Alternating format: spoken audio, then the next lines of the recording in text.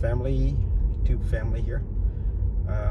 If you're driving in the winter, you noticed that little, like a brake disc. That's actually telling you that your battery is being cold and the regen is less. So regenerative braking is less now. Right there, little charging sign with a look like a brake. Regen is less. So when you let go of the brakes, you're gonna have a low regen feeling. It's not gonna be strong like usual. Okay.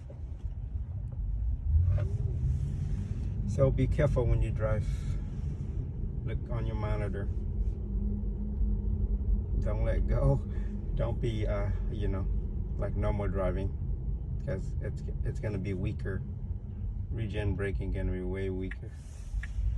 It's gonna slow down